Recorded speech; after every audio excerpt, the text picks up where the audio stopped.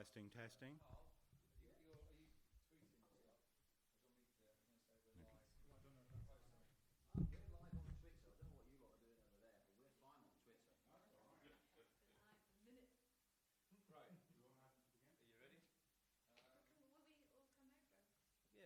me be all by myself. Sad when a man drinks alone. I think there's room for 2.5. I think there's some. There's room for some. You don't have to lean into it. No, that's fine. I'll knock it over in a minute.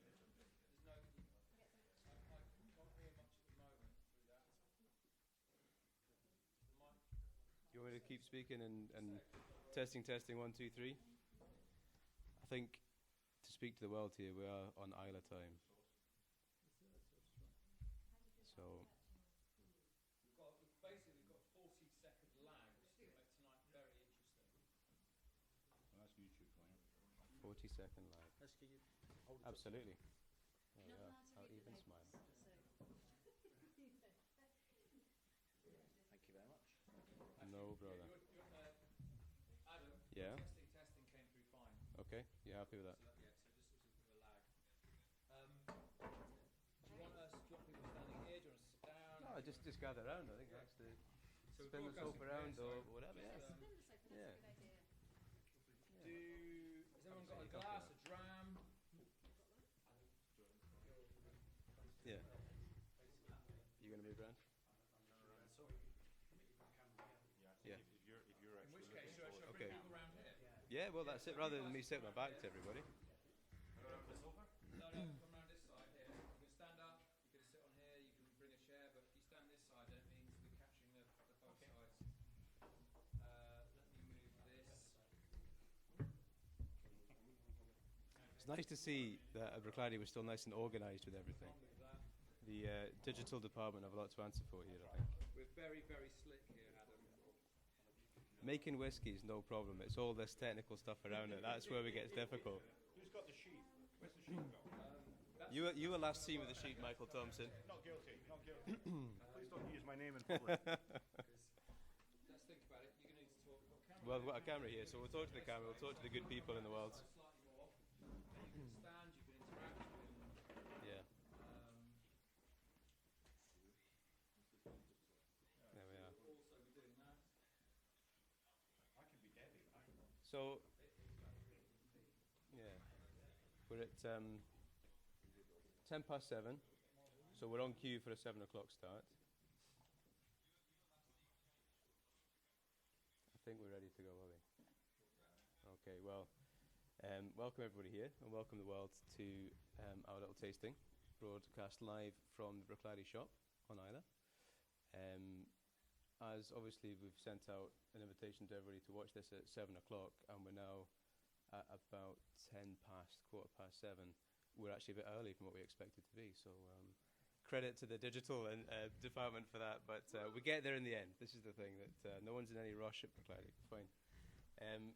So what we're going to do is we're going to taste a few drams here that I've picked from the warehouse, and we've bottled these single cask editions of what we call the Micro Provenance series. So the first one, without any further ado, that I think everyone here has in their hand, and hopefully everybody sitting at home has their glass too. The first one we're going to taste is 149. I think that's all the information we sent out about the bottles about the whiskies was the number on them, the cask number. So the first one is 149, and all we tell you about this one so far is the strength. So 63.6%, I do believe. Yep, so this is bottled at cask strength. So we've not done anything to this. It's just straight from the cask and into a bottle. So the first thing to do is, see, when you look at the light, look at the colour of it. The colour there will tell you, it tells me, that it's a bourbon cask. And to give you a little secret, kind of straight away, all of the casks are all bourbon. What we wanted to do with this series of 3 bottlings was to take Brooklady spirit in bourbon casks and show you the differences that we can make very, very easily, just with a little bit of manipulation of spirit and manipulation of different bits and pieces. So the first one, when you look at that, the colour is bourbon. The nose is bourbon. You get that lovely, creamy, caramelly, vanilla type of flavour. So it's really crisp and fresh. That's really, really nice. Now, I made some notes on this, and one of the things that first... hi, Linton. Don't mind me. No, it's just a strange hand that people will be seeing in the That's right. in the webcast. No, a few of the notes I made on this. When you look at that, when you swirl that around in the glass and you hold up and you watch the legs come down, you see the texture in the whiskey. And bearing in mind this is cask strength at 63.6%. When you look at the legs, you look at the texture. It's very, very thick and oily, and that's what we want. Oh, thank you very much. Thank you, Michael. This isn't at all off-putting. This is great fun. So I'll get closer there now. please do. So when you see the legs there, you know that texture's good. It's oily. It's classic Bruichladdich, well distilled whiskey. You can tell that just by looking at the glass. So when you nose it, and you get those lovely caramelly, kind of rich bourbon flavors, and you get a lovely fruit in there as well. If you guys are picking that up, that kind of nice apple pear kind of texture. That's classic Bruichladdich. That's what we get every time with Bruichladdich. We should pick these up in the other bottlings as we go, the next 2 drams. What's quite nice about this one as well, it's there's a bubblegum note. I don't know if you smell that. You smell that that kind of bubblegum type of kind of rich, sweet, fruity kind of thing in there. So it's really, really nice. Please feel free to share your kind of thoughts and things. This is very. Yeah, you'll get bored if you listen to me all night. Sleeping. A bit of white glue, like maybe because of the strength, the high strength. No. Okay. Yeah. Mhm. It's nice, a nice note. Yeah. Good. Well, that's what we like. So no negative notes so far. I think we're all good. Now, the next thing to do is obviously, if you haven't already, have a little taste.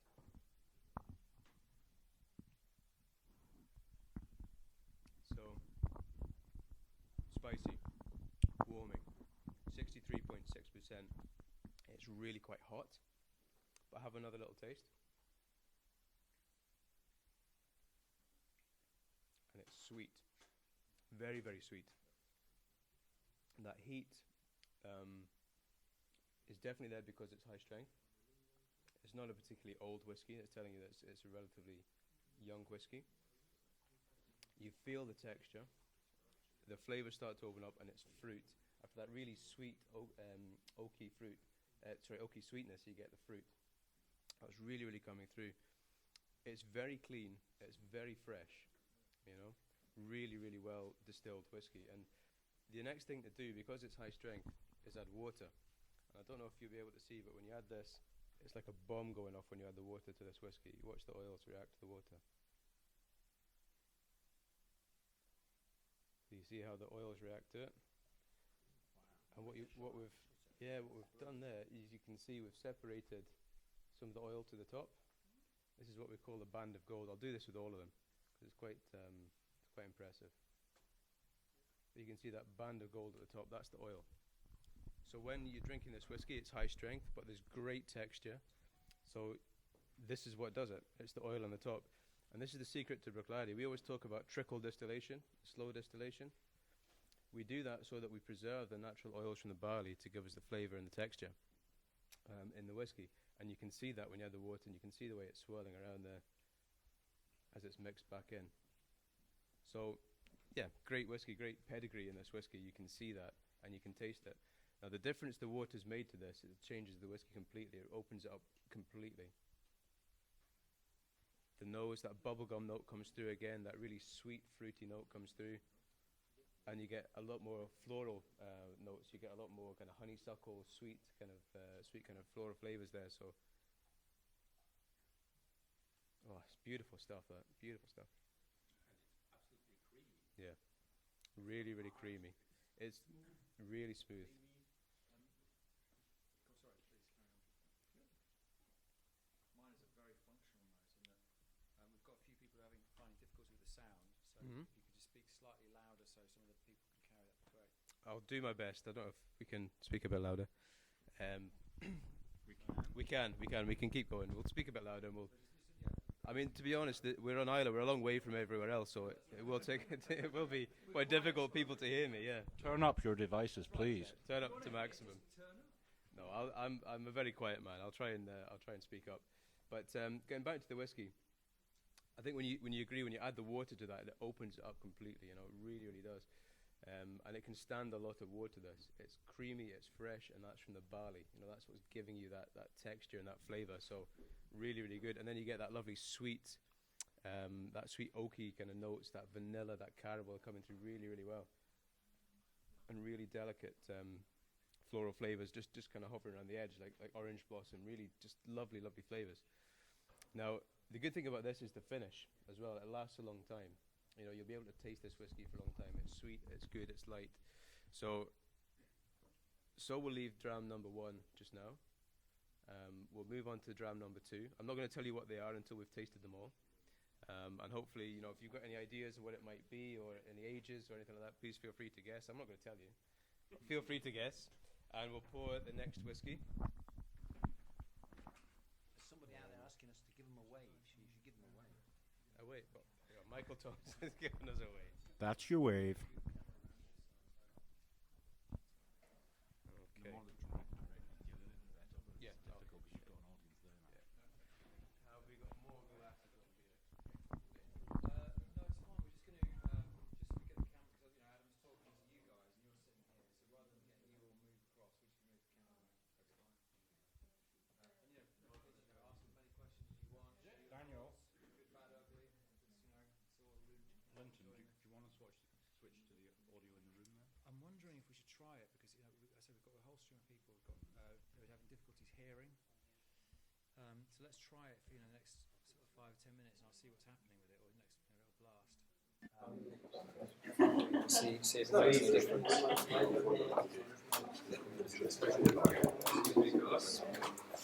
We're switching to the mic on there, so you're basically going to talk to the computer. Okay. And as you can see already, it's much louder. Sorry guys, a bit of a technical piece coming along in the middle of the broadcasting, but welcome back to Adam. Yeah, there's going to be a lot of people sacked for this. I'll see to it personally. Don't worry about that. You might be all right, Mike. We'll see. Okay. I was happy there for a second. It was almost like a holiday coming. No. Here we are. That's that. Good. So, second dram. When I'll turn the page to my notes here. The second dram is number 60, cask number 60, and this is 64%. So again, I think that's all the information we put on the bottles for everybody out in the wide world. Let's just chill for a couple of minutes just so our people catch up with us here. I'll tell people on Twitter that we're moving to the second dram. Otherwise, we'll just chill for a couple of minutes. Well, relax. It's okay. That's it. Exactly. Yeah, enjoy some whiskey for a minute. You've got to. Chill. You've got to. Maybe you could ask the question, who's finished dram number 1? Yeah. The sound is much better now, actually. Are we better with sounds? Yeah, the sound's working great now. You can stay if you want, Michael. Has that been promotion? You can stay here for now, anyway. I get to sit on the bench. Are we ready? So this is cask number what? This is cask number, I think the bottle's just gone. Cask number 60? 60. 60. Cask number 60. So, right, I need And a this picture.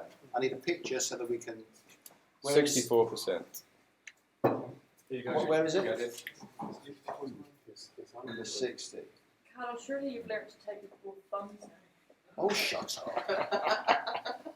Chill, we've got time. Everybody just chill. It's fine. The people, enjoying their drams here. I'll just stick it in front of Adam. I'll just stick it on his head.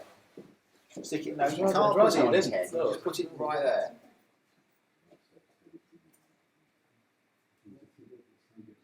Cool, thank you. Oh, so that's dram number 3. You'll get away with it if you keep it quiet. Okay. Now I wonder if the world has caught up with us. We're obviously very progressive over here. So We're ahead of time, quite literally. It'll take the world a while to catch up with us. Yeah, chill, it's fine. Good. Well, we'll talk amongst ourselves just now. And if you had a note of that, The longer it's open, the more it changes. Yeah, Is that true? Yeah, absolutely. Absolutely. It's beautiful stuff, isn't it? Has everyone got dram number 2? I think everyone's a dram number 2. Yeah. Say it's dark wood. Yeah. Much richer, I get. Yes, a couple of people said, so I've not finished dram 1 yet. Catch up, come on. This is it. We'll come back to the drams. We'll come back to it. Yeah. If people haven't finished the drams yet, we'll come back and we'll talk about them. We want to go through them all first, and then we'll talk about the differences and we find out when we reveal more about what they actually are.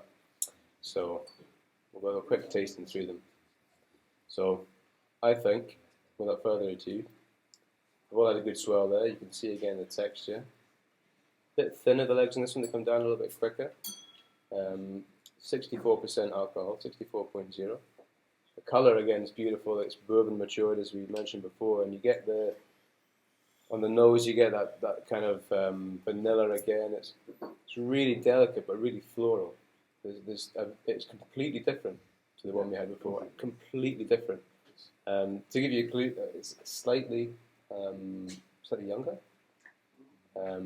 By a year than the last one, so we're just starting to feed a few clues out there. But a completely different whiskey, still Bruichladdich, still matured in bourbon.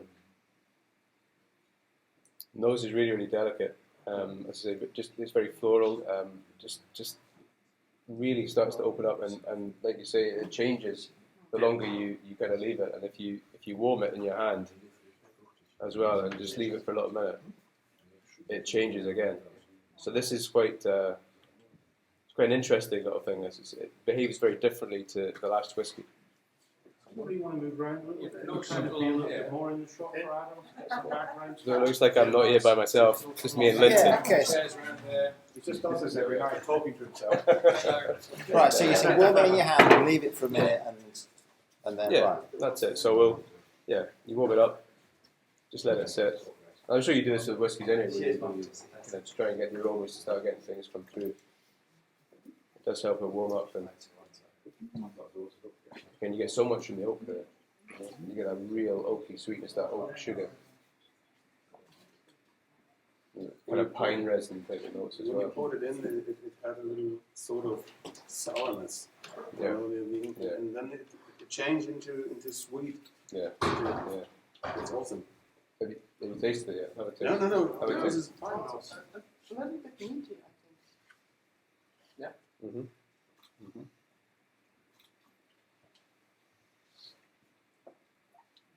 What do you think to that? That is definitely a Bruichladdich. Yeah. Yeah. but the typical laddie flavors you recognize, and that is outstanding. That's really good.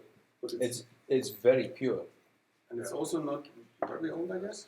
It's reasonably old. We'll come back to it. But you want to have a guess? How old do you think it might be? Because this is the whole thing. When we don't tell you what it is. 8 years. 8 years? No. It's older. Sure. Well, how old do you think? Older than 8? I'd say 9, 10. 10? I won't tell you just yet. It's good to have the thoughts. No. So I'll tell the guys on Twitter that there's a discussion about how old it is. For me, it's vanilla is present all over. Yeah. And the kind of fruitiness. It's amazing how it changes in your mouth as well. You don't need to sit too much of it. It's like before, because the strength is so high. When you take that first taste, it's quite a shock for your mouth because the strength is high. But when you come back to it again, you're used to that strength. You know what to expect, and you get more of the flavour coming through. So it's important just to keep sipping at it. Good advice there, Adam. So this Keep sipping is at it. cask 60, right? This is cask 60. Those of you who joined late, that's 59 you've missed. Yeah, 59 drams we've had so far. This is number 60. Only 40 to go. So Actually, the last one was 149, so we've still got some work to go. Right, well, if my wife is watching at home, I might not be home very early. I'm really sorry. I'm really sorry. But I think go back to the dram. It's beautiful stuff. You get the classic Bruichladdich, the fruit. You get a lot of kind of this nutty, almondy type thing in there as well. The oak really comes through. You get that caramel, that vanilla, that kind of creme brulee.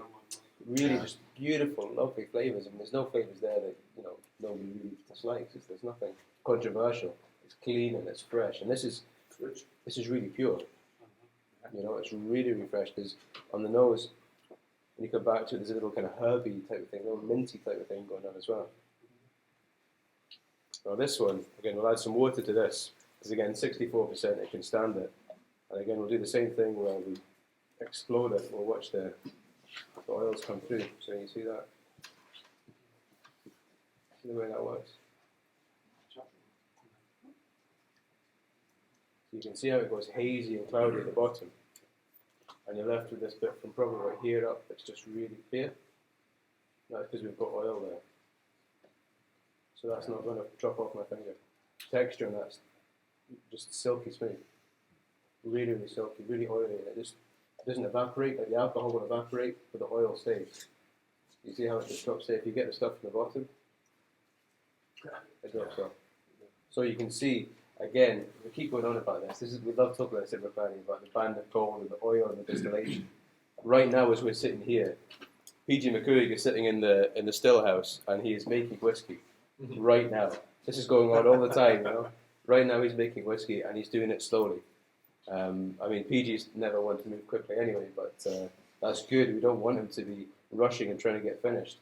We want him to be creating spirit that does that. So when you see when you swirl that around to the oils you get, that's all about the texture. That's why when you taste that, the flavour lasts a long time. Again, the finish is really, really good. And the water changes it completely. The vanilla comes up. Oh, it's huge.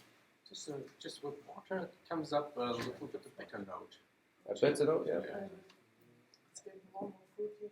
Fruity, but more dark fruits than light fruits. Yeah. Last. Apricot. You get a lot of apricot there, yeah. And Peach. It's funny when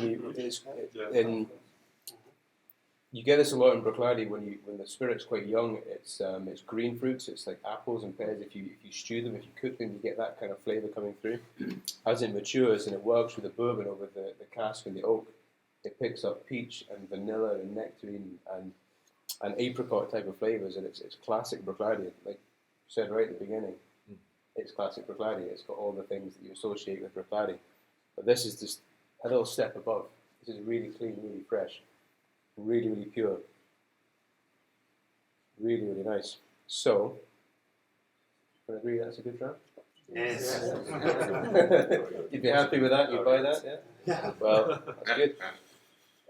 What we should do, and we might need a minute for everyone to catch up with us, but we'll put that dram and we'll go for the third dram, and we'll again get the contrast between that and the ones we've had before. So, the third dram, obviously the one you haven't opened yet, let me see. The third dram is cask number 48. And this one is 52%, I believe. So, let's put one down there. I will pour some drams and be back in a minute.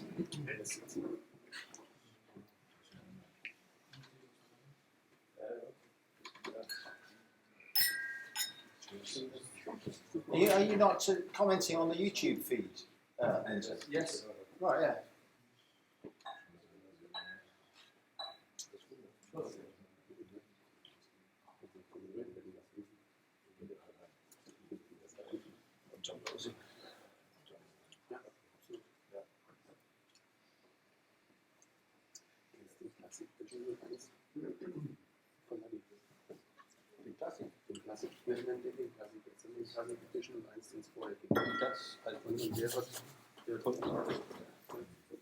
So how's the world responding to this so far, Carl? There's a lot of racket on Twitter. Like Loads of people out there on Twitter, yeah? including Amy and Emily. Is that right? Absolutely. Oh, well. Yeah. So we just. Oh, well, hello, Emily. It's my daughter. For those of you who don't know who Emily is. What are you doing up so late, Emily? We can't, nobody can hear you. Surely they can. I think we're on the other Oh, mic. we're on a different mic now. All right. Okay. Keep up, Cal. I'm sorry. Everyone got number 3 back in the background. Yeah, back in the back, last one, 3. So, Guys, fast this. Well, hang on a minute. Right, we need to. You've got to Are keep we- up. We've got a lot of people on Twitter, so we need to. And I'm a bit slow because I'm not as young as you lot. So I need to. So this is number 3 now. this is number 3. So seamlessly. Seamlessly, you know, and again, we'll go back through these and we'll talk about them all and we'll come back to it. We're not just rattling through them so I can go, oh, that's not the game yet. That's not the game. So this is cask number. This is cask number 48. Right. And the strength on this is 52%. 52. 52. Could be rum. A little bit rum. Rum. Pretty sure it's whiskey. Yeah, Yeah. could be rum cask. No? It's bourbon again. Bourbon cask again. Peppermint. Yeah. Just to get that. Yeah. Yeah. It is that kind of, yeah, no, definitely. Very, very fresh. Okay. It's nice, isn't it? Juniper. Juniper berry. Yeah. So we were making the gin, we must have spilt some of the juniper in there as well, I think. But this, the you want to have a bit of taste? Just you nosing it there. That would be good. Sorry. I'll come back to it. Yeah.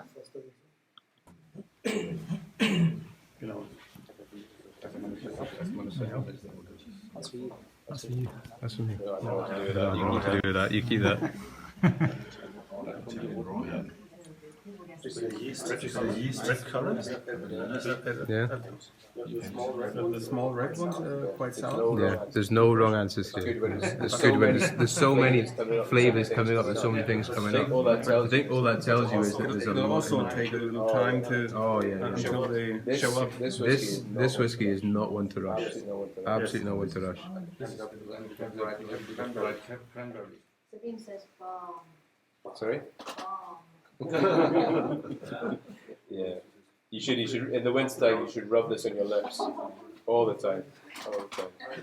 But again, if you just let it warm up, just let it change, and just we'll go through some more of the aromas for it.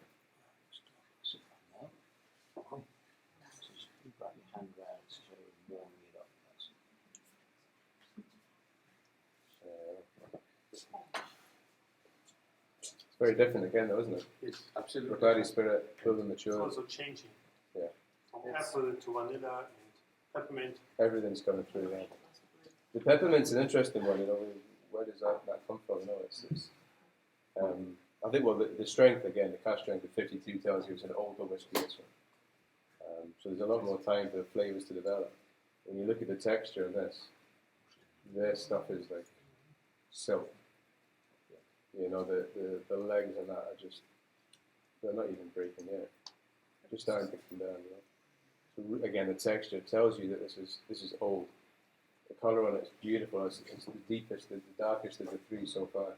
So it tells you again there's a lot of richness in there. And that's why we're all coming up and nosing and coming up with different flavours, and it's changing and evolving the whole time because there's so much depth in there.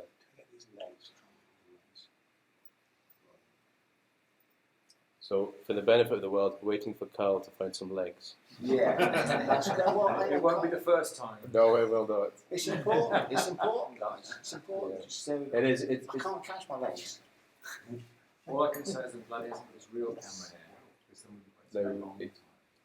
2 steps back. All right. 2 steps forward. That's it. Oh.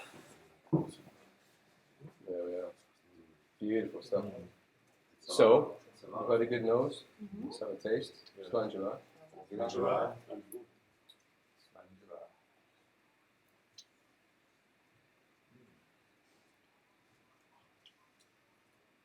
not much we need to say there, is there? Beautiful. Again, with the less strength in there, there's less heat, but it's just, it's like a throat sweetie, you know, when you have a cold or a sore throat. It's soothing. It's just thick and just beautiful texture in there. There's lemon, there's honey, real honey floral flavours in there. It's really, really nice. And again, you're getting that sweet honey caramel flavour from the bourbon cask. From maple syrup, yeah. It's got that same kind of texture, doesn't it? Yeah. That thick maple syrup, yeah. I get quite a lot of apple and Yeah. That's what I got. Yeah. but Yeah. not fresh apples. And more again, there's Yes. there's no, see that's the thing you get with, yeah. you always get that in Bruichladdich Spirit, that stewed apple. It's absolutely, yeah. Apple, So- pear, kind of slightly pear Yeah. drops that are It's beautiful stuff. It's the same. really. It's the same DNA in all of the whiskies. You know, it's all Bruichladdich. It's all bourbon matured. It's all excellent whiskey, but completely different. Absolutely, completely different. You know, we do a lot of things. We make a lot of peated whiskey. We use huge varieties of different types of casks, and we explore everything that we possibly can. But when Lent and I were talking about what we were going to do and how we were going to pick some whiskies, we thought it would be good to choose something that's Bruichladdich Spirit and that's bourbon, and then showcase what we can do with that. Because I think in the whiskey industry, people assume that, you know, you make one style of whiskey in your distillery. But, you know, with just one style of whiskey that we have in Bruichladdich, we've done so much, even just using the same type of cask. So I think that's, as distillers, you know, that's what we do as distillers. It's really interesting to push what you can do, rather than just turn up to work, think the same thing as all the time. It's really interesting to push the options and see what you can do. And that's what we're famous for. That's what we've done for years and years. But it was nice to pick 3 whiskies that were Bruichladdich and bourbon matured, and then say they are all completely different whiskies. This is not the same. So But you found them all quite different. Totally different. Good. yeah. Has anybody got? Yeah, I hope that's true. Yeah, God. They're all the same actually. Yeah. Is there anyone? Is there a favourite between them? Is there anyone that thinks they stand This out? one. The last one. Yes. Yeah. They are so different that Yeah. that I think it's not you couldn't make a favor of one of them. No. because Well, that's every day that was for me. Every day I'm in another mood, so Yeah. I can pick up the right whiskey for my absolutely feeling for the day. Absolutely. And Yeah. so But that's could the way be- it should be, isn't it? that's more the whiskey. The last one is more the whiskey to sit down and relax. Yeah. At the end of the day. Yeah. And the first is more the whiskey when you're saying, oh, what will happen this evening? Come on. Yeah. Before 6. Yeah, it's not a breakfast. I don't think. Yeah, no, it's true. I mean, they all have different moods themselves. The spirits all have different moods. We all have different moods, and it's matching them together is the thing. But to be honest, I think it's probably about time now we kind of talked about what the whiskies are. The first one, I don't know if you have any ideas what that might be. Yeah, just give us time to just share this with Twitter again. So just tell the Let's world sit that for you're a couple about. of minutes And you and tell have a me. think about the different whiskies. Yeah, Yeah. we've got loads of time. So I'm just going to tell the world that we're about to tell them what they are. Yeah. So in the age of modern technology, I know. there's still people that hold it up, isn't there? That's what it We've got is. Sam just pedaling a bike upstairs, keeping the Yeah. connection going. What happened to Sam? Did she go? Yeah, she went She's home. been the backstooth. She's listening. Back to She's America. upstairs somewhere. Yeah. Well, hi Sam. She'll get You'll hear that in about 30 minutes. Who knows? Blending. Can I tell you something? Yeah. So then to get the real flavor, would you do kind of a mouthwash and get the real impact of the whiskey? Do I? Cask strengths, would you do that from time to time? Just to get the full. To get the full Strengths, thing. No, yeah. I think it's the whiskies. They're always good to pour and then leave for a little while, because when you pour it, you know, the first ones, there's quite a bit of alcohol there in the strength. So quite often when if I'm selecting whiskies or looking at whiskies, it is cask strength straight from the bottle, and so you do have to leave it a little while. But just nosing it and smelling it, and nosing it and smelling it, we always take a sample, we bring it back, and we do it again. So you don't just kind of take what you get at first. You always go back to it a couple of times because it changes, you know. And when we feel different, you know, when we feel harassed or whatever, you know, maybe not thinking too much about it, when you get quiet, when you go back and the whiskey's different again. So it's important, I think, that you, rather than get a good mouthful of it and all that you just keep going back to it a few times. Over a couple of days maybe. So I mean, we are getting loads. Just to say, we are getting loads and loads and loads of tasting notes coming on Twitter. Loads We've of also people. got a couple questions. go for it. Yeah, let's answer some questions. Let's like that. So, the first is from our own David saying, can you say hello to the Laddie shop team? David, of course I can. Hello, Laddie Shot. Where were you tonight? You were supposed to come and help us. That's right. And another one coming through in our YouTube stream is, may we ask Adam how does this feel following in Jim's footsteps? Following in Jim's footsteps, that's an interesting one because you can't really follow in Jim's footsteps. How can you? The man's a distilling legend, I'm lucky that I'm in the position I am, and Jim's taken the time to teach me, and not just me, but everyone who's worked here. Everyone's had the benefit of his experience. Alan Logan, the manager, again, years of Jim's experience, and so I think we feel comfortable. And Jim always said that making whiskey it's about people.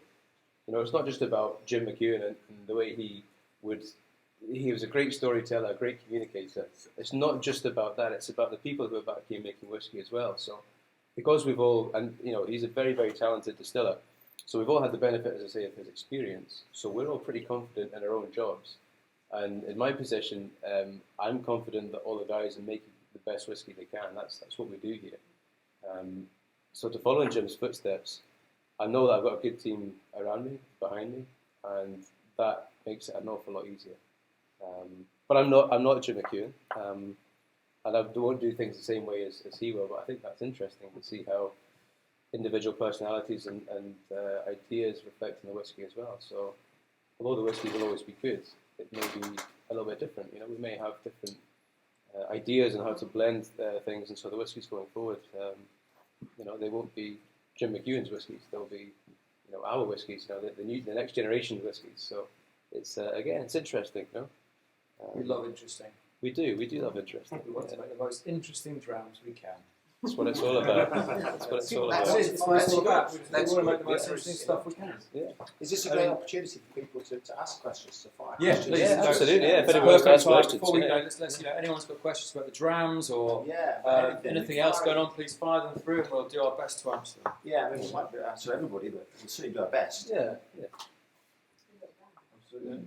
Anything else from your side, Kristen? Yeah, so from Mark Newton, we've got, does Adam plan to put his own twist on Laddie whiskies in the future? And if so, what direction will you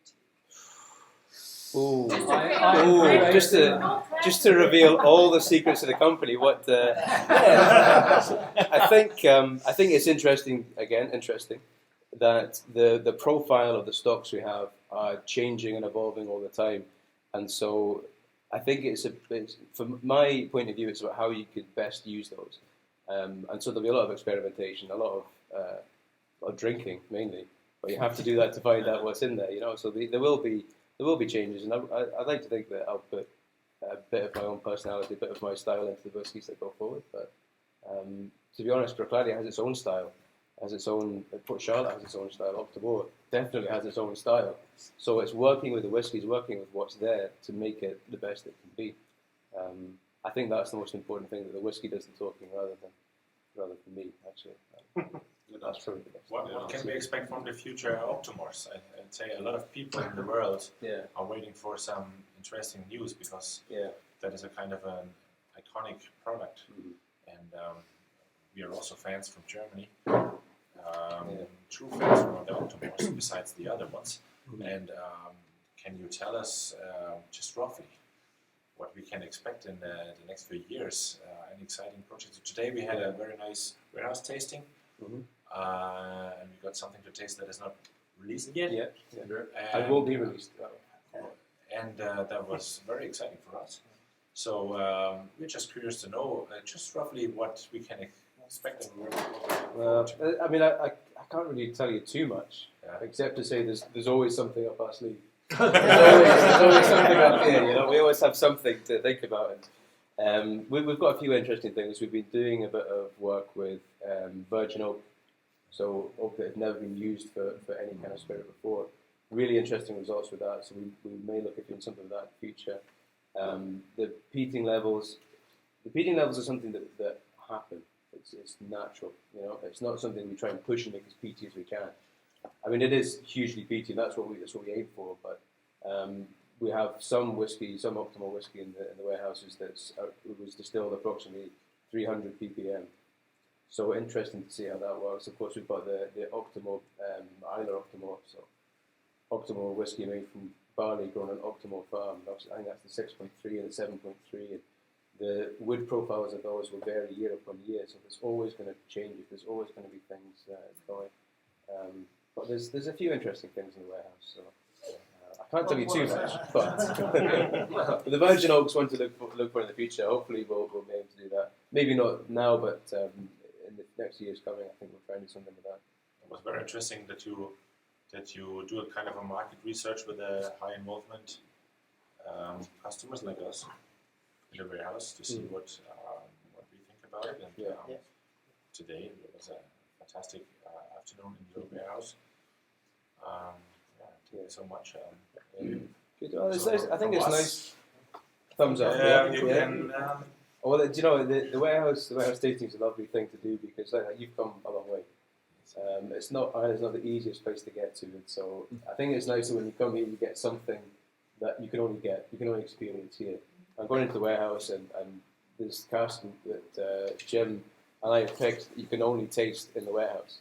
So it's really quite something, you know, to have something that some of them are cask you only have one of, and so you know there's not enough for the world.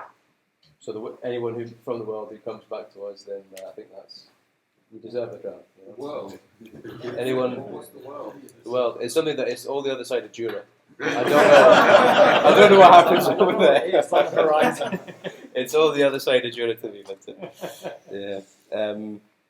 So have you got any other questions? Or are we good? From the other side of the world, or from outside of Jura, any news on a black art, another black art coming? Yeah, we did. Well, actually, one of the last whiskies that Jim worked on was Jim and I worked on was the Black Art 5. So we'll probably do another edition of Black Art, the Black Art series. And there's been a lot of talk. I've read a lot of stuff recently about the last whiskies that Jim has created, and in each article it's a different whiskey. But the Black Art 5 really was the last one that he actually was involved in what he created really. So, and I think that the Black Art series is something that is Jim's baby. You know, it's Jim's idea, it's Jim's concept, and the fact that he knows the recipe and nobody else knows the recipe and nobody gets told the recipe, that's quite something. So I think the Black Art 5 is definitely, you know, a little swan song to Jim. And the Black Art 4, you know, the last one he did was recently, you know, the best whiskey in the world, or you know, won competitions and gold medal winner. So it's got a good heritage. But the Black Art 5 is beautiful stuff. Beautiful stuff. And again, the wood profile.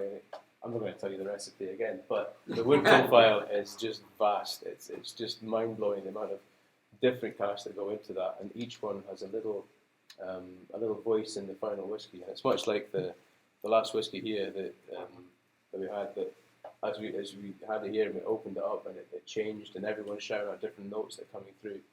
Black Art 5, again, it's much the same, but just deeper again and richer. Because this is just proven matured, it's one single kind of voice, one single style. But with the Black Art, you know, you could be talking a dozen different cask types in there. So hugely complex, beautiful stuff. So you must know what's in it. I do know what's in it. Wow. Because now that Jim doesn't work here, this is not like breaking news. Should we do waterboarding or any fair farm torture? To be fair, if I could remember it all, I probably would tell you, but it's... So I'm going to tell Will, Adam must know what's in it. Yeah, that's it. But, well, that's it. When Jim's not here, you had to tell somebody. So. Now we want to know what's in these bottles. Would you like to know what's in these ones? Yeah. Okay. Yes, I'd like to know. Well, I think we're. Actually, just before that, is anything that you can, any ideas you've got about what they might be, whether it's ages or flavours or things you noticed in them to differentiate. Any thoughts you've got, just shout them out. I the same with Adam. We went through these, and there's different things I noticed about the lightness and the richness and ages. I'd love to hear your thoughts before we put our thoughts in your head. So what is the first? What is the first? So are we talking about? We've still got the first dram. Do we need to? Do we need to read this? A little refresher. Let's do a little top up, and I'd love to. Okay, so we'll tell the world. That we're going to discuss what the first dram, which is cask number. It was cask number 149. I've got somebody there. Cask number 149. 149. Who has not got access to the first It's not easy. This is not meant to be easy. Has anyone not got access to the first dram? Me. Okay, You're bad enough without alcohol. That's right, exactly. You want this one then? It's the one that's missing. I think it's the middle one. I should have brought up and then move the balls. Have you got you're right fresh glass, those who've not got an access to the dram? Do you need clean glass? Let's get some clean glasses. I'll just give you a quick grab some clean glasses.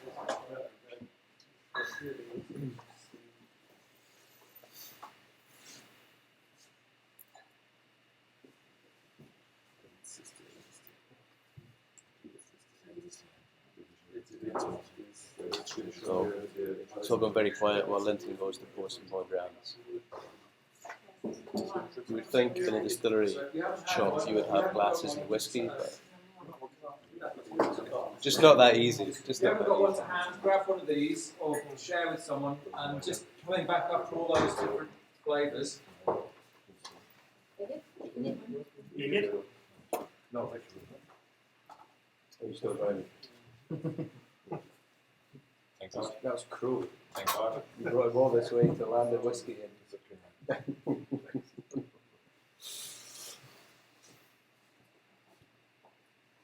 We wait until the shift changes at the police at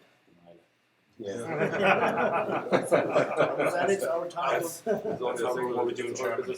Best of luck with that, because they might be watching this. The police visited in the afternoon. The area. Oh, that's it. The first thing I'm getting, Adam, going back to that, is a real sweetness, quite a tropical kind of, it's like pineapple, bit of coconut. It's very, very tropical. That's really light and zesty. Like a coconut, just after all the other drams, it's really fresh. I think it's a really young one. Yeah. Fruity. The fruit is that kind of bubblegum, pineapple, exotic kind of fruit. There's something there that, coconut, because we mature all the whiskey on Islay, it's very, very important to us.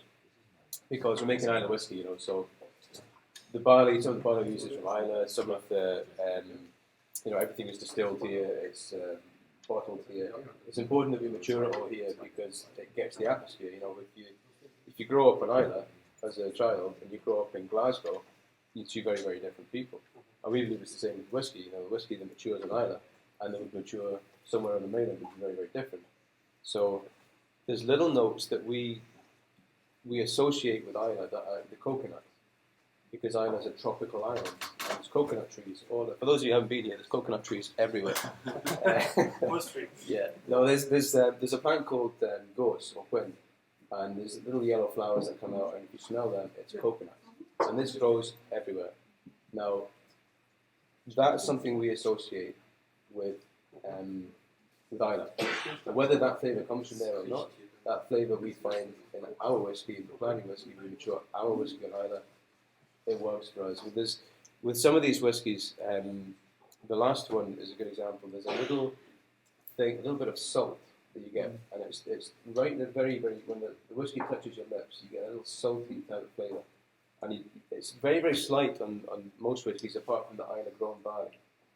The Islay grown barley, because it's grown here in the soil's getting lashed with the salt spray from the sea, the mist that's carrying it in. The barley is growing in the salty soil, and it has that flavour with it. And so again, by using Islay barley, we get the character of Islay into our whiskey, and that's what this is. It's in the whiskey we make and the gin we make, we're putting Islay, we're distilling Islay, we're maturing on Islay, we're getting that flavour of Islay out there. That's the most important thing. So as people from Islay, we're really proud to be here. There's nowhere else in the world we'd rather be. And so to be able to put that into a glass, and so that no matter where you go in the world, you can have a little taste of Islay. That's something we're really proud of and really, really enjoy. And it's these little flavours, when you're in America or in Japan or somewhere doing a tasting, and you get those little flavours, or in the Port Charlotte when you get that smoke, it just takes you back home again. It's really, really powerful stuff. It really, really does. I mean, Jim would often talk about he travelled the world, and he said there's nothing better than having a little bit of Port Charlotte, because that peat smoke is Islay. That's the character of Islay. You think of Lafroig's, but more it's always about that smoke, and with the Port Charlotte, it's the same. So when you taste that, it takes you right back here. So little things like that coconut, that gorgeous flavour, it just transports you back. It's really, really powerful stuff. But this whiskey, we're okay to reveal what this one is? Yeah, let's talk about it, absolutely. It's 2005 Bruichladdich. Yeah. And high fives over there. Somebody got the age right. So it's 10 years old. It's organically grown barley. So a little bit different to regular, conventionally grown barley. There's no pesticides or anything. It's really organic, really fresh, and there's something really creamy when we first distilled this. The spirit was very, very creamy, and it's still there in that now. The texture's really good. The barley flavors are really good. It's just a little bit different, but it's beautiful stuff, And we make we have the organic, and it's a really interesting kind of concept to compare the barley that's conventionally grown compared to organically grown, and there are differences in the flavour. How would you describe the differences between an ordinary barley and an organic one? It's creamy. It's creamy. It's fresher. It's got this kind of more natural, extra ozone type of flavour. There's that kind of marine kind of flavour you get in Bruichladdich. It's just extra. There's just a little bit more to it. So it's more character. It's not polished. It has more. Yeah, absolutely. It's just got a little bit extra. There's that creamy texture in the barley. Just really, when we added the water to that, and you saw the way that the type of barley.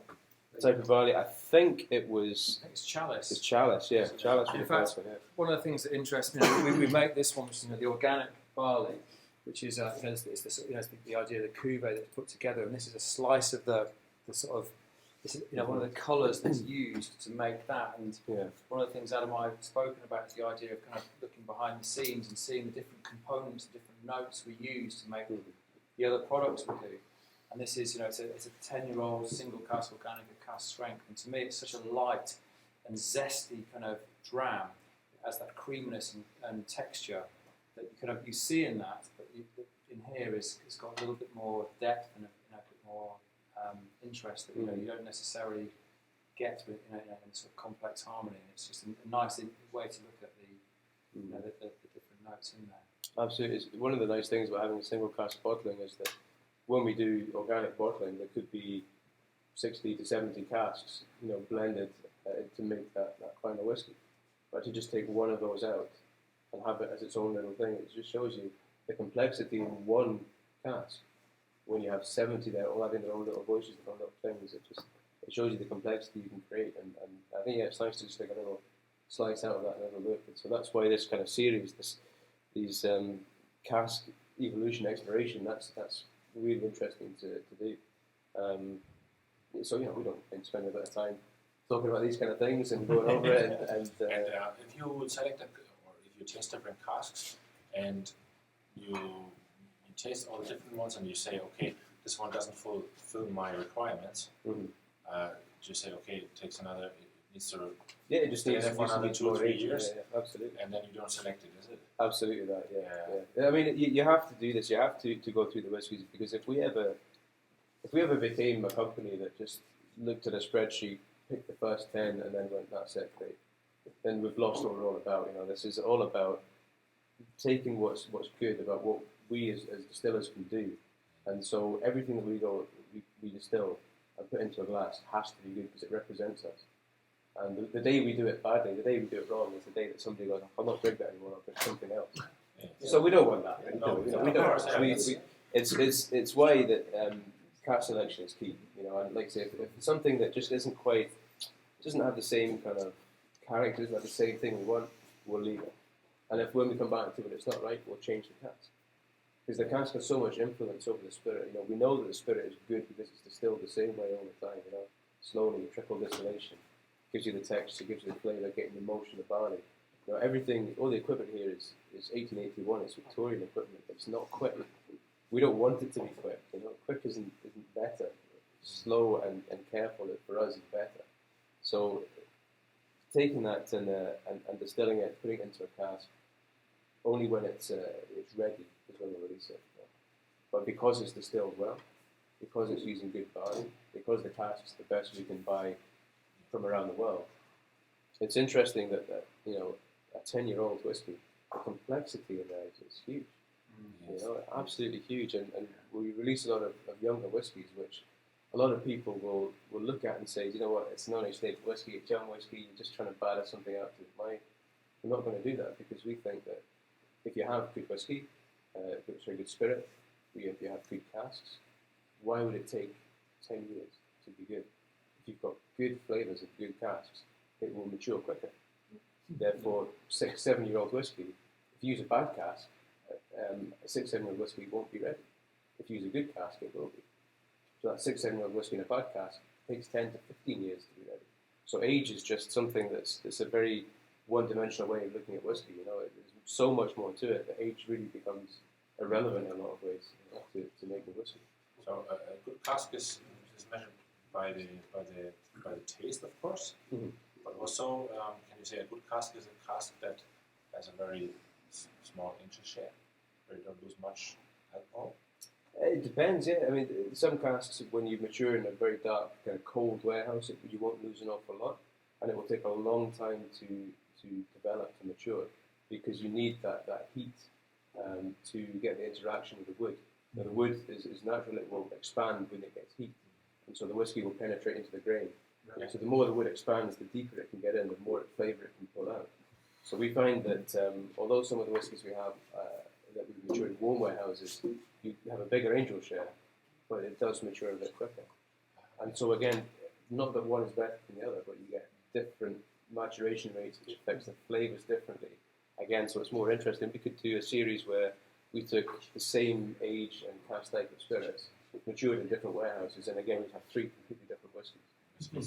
So it's really interesting.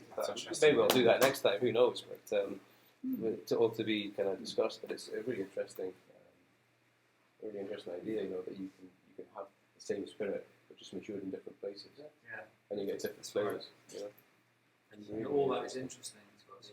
Adam and I sit down, we talk about things and say, is this one quite ready yet, or is this one interesting enough? And whether it's young or old, the barley type, the distillation type, it's about what expresses the kind of the exploration we're trying to get to, and the new sort of subtle nuances between the different distillations, barleys. And it's we're just looking for interesting. Yeah, I think on that note of interesting, the second dram. Has everybody got the second dram? We should maybe reveal this one next. Anyone not got the second dram? Absolutely, yeah. Absolutely. Put your hand up if you do not have the second dram. 1, 2, 3, right, let me bring some drams around. That's very interesting because, especially in Germany, a lot of people think that only an old whiskey can be a good whiskey. Yeah. And if only there is an age statement on the bottle, it's the money you pay for it. Yeah. So, and that's when I'm on a whiskey fair behind the stand, I've always told the people it had nothing to do with the age. It had to do with the cask, with the place in the warehouse, with the cask. Exactly. That's all. It's such a complex thing, and it's very easy to say the age, the older the better. Very easy. Sometimes a little bit difficult. With German. I can't say it because I am. You are a German. There you go. I live meanwhile here in Ireland, but I know. Yeah. Well, it's something that we talk about a lot, is that age is not the most important thing. I mean, age changes whiskey dramatically, and you need to mature whiskey. And it's interesting to stretch it and see at what points it's different. I'm getting a question about, was this a first fill cask? the First, organic? first fill. Okay. Yeah, all the casks here are first fill bourbon casks. They are original barrels or? Original barrels is in, they've been held bourbon and then we filled into Yeah, or hogsheads. Barrels. Barrels. Yeah. Yeah. It's all the same. All the same. What do you say about an open bottle at home? When you have open it, how long can you store it? Well, there's a thing that we do. I mean, it's difficult for me to answer that question because the thing we do in Ireland, when we take the cork out of the bottle, we throw it in the fire because we don't need it anymore. We're going to sit around and we're going to finish that thing. So, I've never had a problem with a bottle of whiskey being open for too long. I'll be honest with you, because whiskey. There's stuff. It's for drinking. It's for enjoying. It's for sharing. Like this, sitting around and sharing and talking about things. That's what it's all about. If you worry about an open bottle, it wasn't a good bottle at first.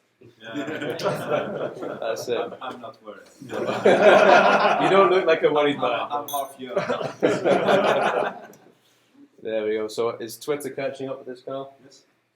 No, not just yet. If you just a couple of minutes, if you just I was just answering some questions, so I'm right there. Right, okay. So now we're moving to which is cask number. The cask number for this one was 60, wasn't it? 60. Yes, it was indeed. So 60.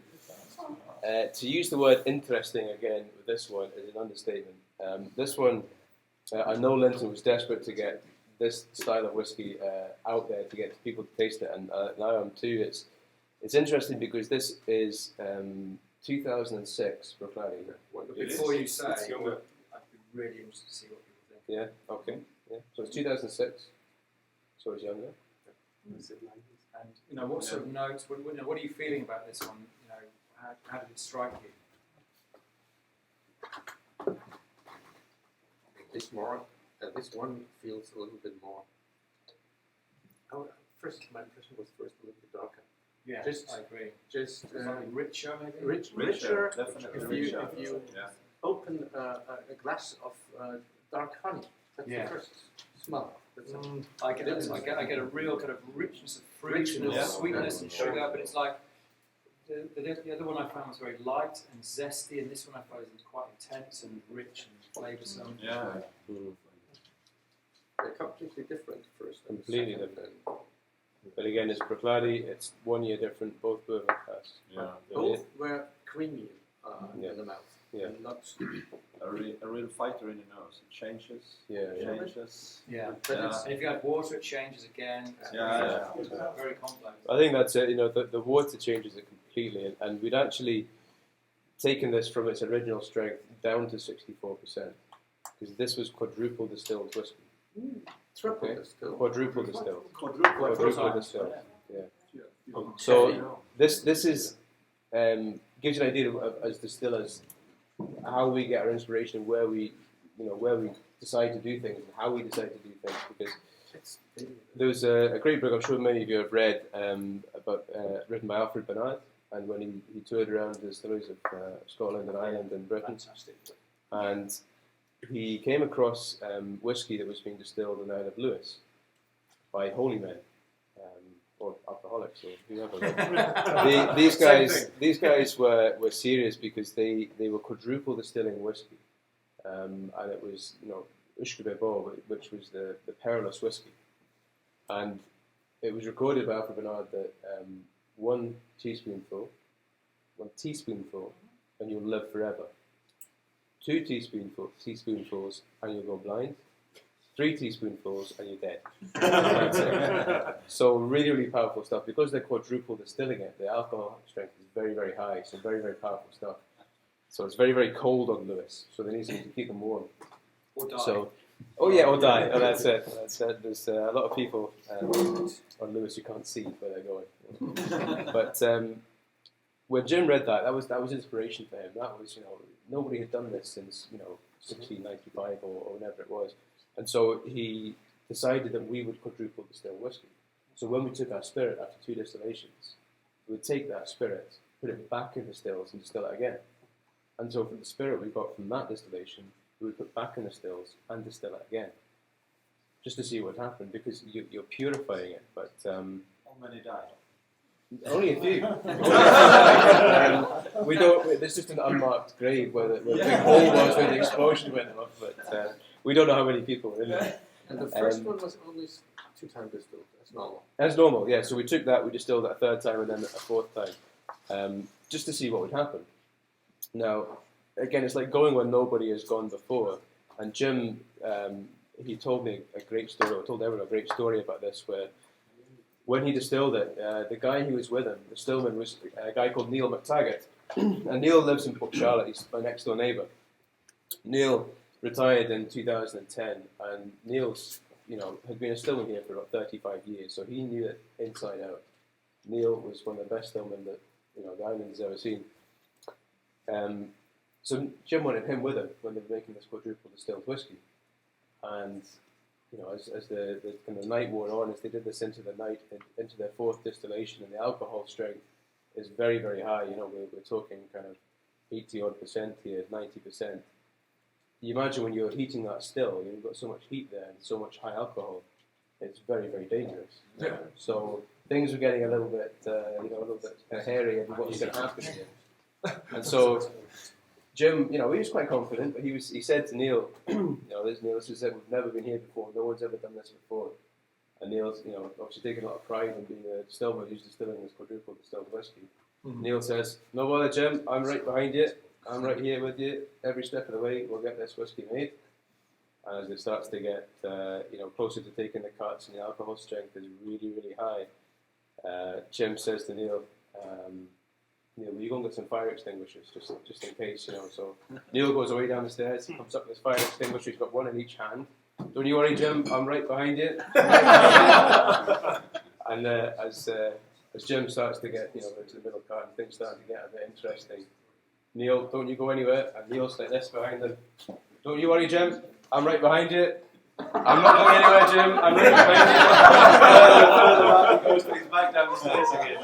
It's quite funny, but luckily nothing exploded. And 2 fire extinguishers, if it still explodes, it's not going to help you. But it was quite a good story anyway. And I think even when you're doing something like that, you can have a good laugh about it. You can, it was good fun. It was good fun. But anyway, we ended up with a spirit that is so pure.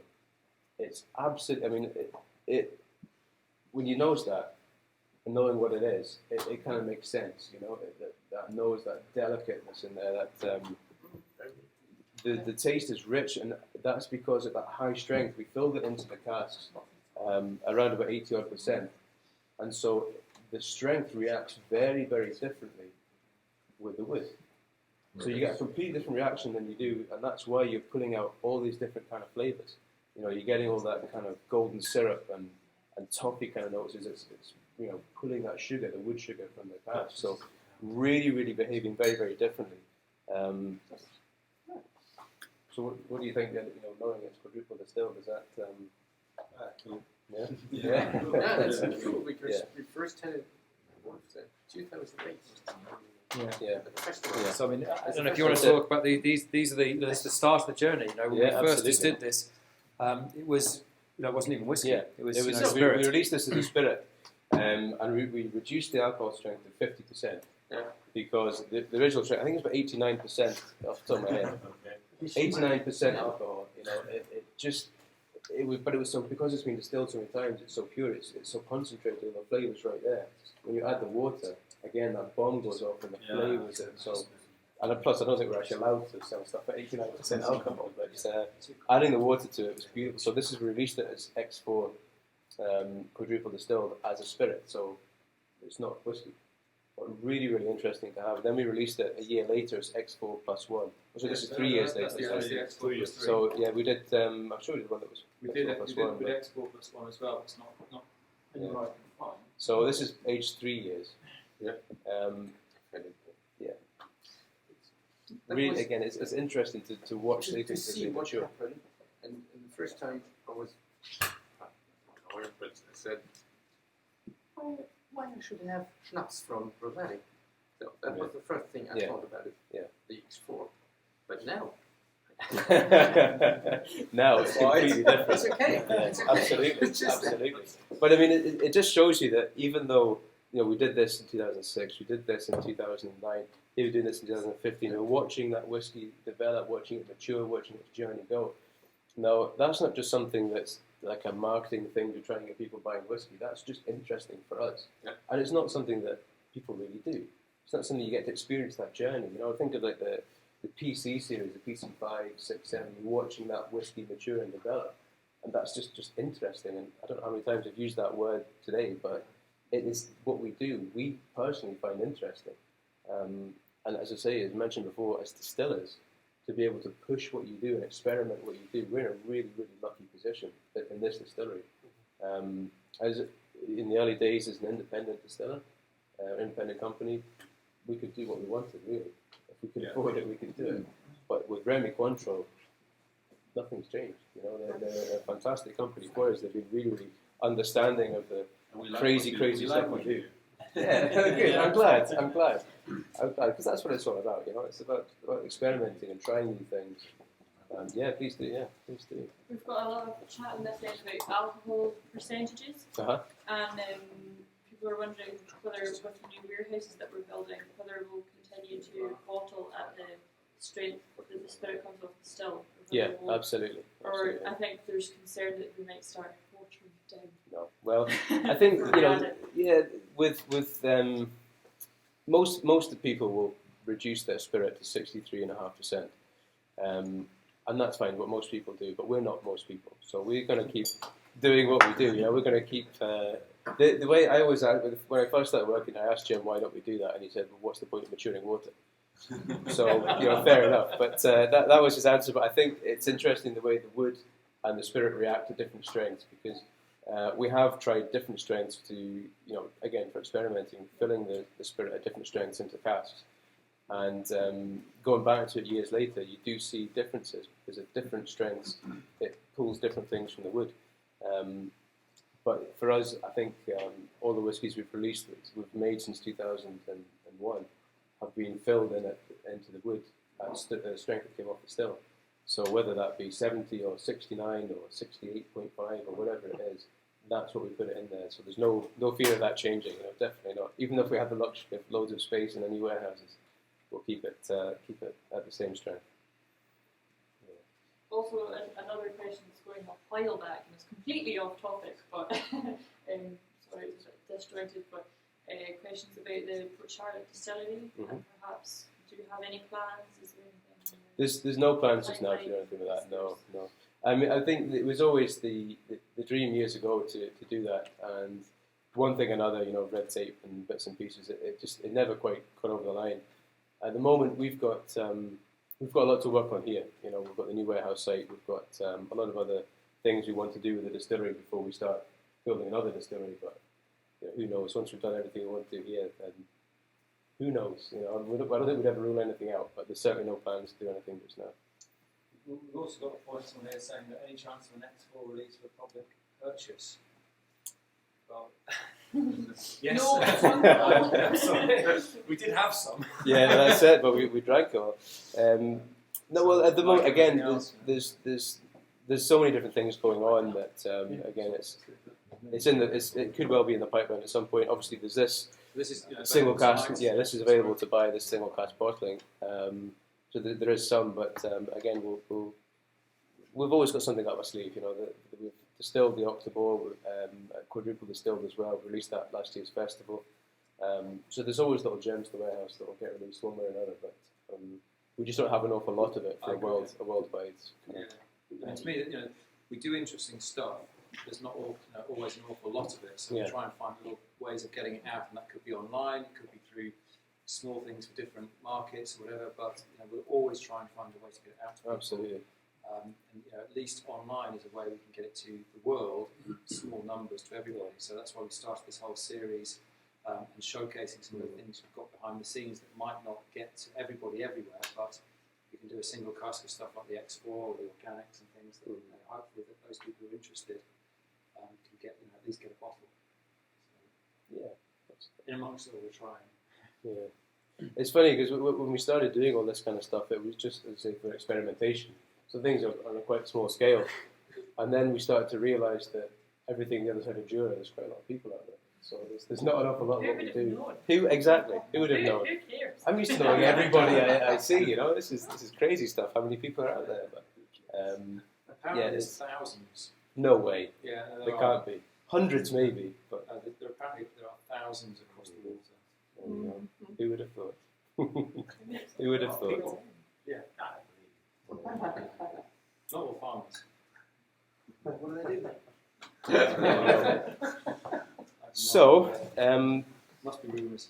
do we have any more questions, or we maybe move on to the next one and have a little? We can prepare ourselves with the last one. Have a look at that again. Let's warm up a little bit. Just a quick one here about barley types. Yeah. Do you mostly use optic, or you transfer it to concerto? Well, that's, for somebody who's quite geeky and interested in barley as I am, it's interesting to watch the fluctuations in what is the kind of perceived best kind of strain of barley. And it does change for a long time. Optic was the best distilling variety. But Chalice is at the moment, Chalice was as well. Concerto is what we use currently. That's what we're actually distilling right now. Propino is another one. The maltings we use, they favour that one as well. But there's so many different varieties that are being produced and trialled and varied just now. So we do, depending on what's growing best, what gives us the best flavours. If something doesn't grow well or isn't resistant to disease. Golden Promise, that was a lovely one. There's all kinds of crazy names for them, but Golden Promise was a nice one. I'm trying to think of some other ones. There's at one point. I actually went to an experimental barley farm last week, and they had 24 different varieties growing in rows down the field. This was at our maltings in Inverness, and at one end of the field they had the established varieties, such as Adam said, as Concerto and Propino, and then as you went back up the field, they got more and more experimental, more and more earlier stages of development of the different varieties. So that right at the top of the field, they didn't even have names. There were a couple of. There's one called Sienna, which they have high hopes for, which is quite close to the bottom of the field. So that's kind of nearly has almost been released, if you like. But at the top of the field, the first varieties are just being developed. Very, very interesting. Yeah. And the difference, even visually, I'll put some of this stuff up on social media, but visually, the difference between these different barley varieties was quite extraordinary, amazing to see. Yeah. I think it's for the moderns, it's about when they start trialling barleys, it's 12 years of trials before it actually reaches fruition. So there's a huge amount of work being done, into just creating the grain that we will then distill. But again, that's really an interesting part of what we do. The grain in the barley is so important. Barley is the most flavoursome grain to create spirit from. And so the varieties used, the spirit changes, whether it's optic, whether it's chalice, whether it's concerto, whether it's Pinot. And so we always know what it is we're distilling. But even things like the bear barley, which is ancient varieties of stuff, it's completely different. Like Carl says, the look of it is completely different to anything else. But it's not used for distilling by anyone else because the yield is terrible. When you distill, you are looking for a predicted spirit yield. We're not really that interested in that, but it gives you an indication of how many litres of alcohol per tonne of barley you use. And for most varieties, we'd be hovering around 400 to 405 litres of alcohol per tonne of the modern varieties. Beer barley, which is thousands of years old, gives us about 340 or 350. So terribly low yielding, not efficient, but beautiful flavour. And is that not what the most important thing about whiskey is the flavour?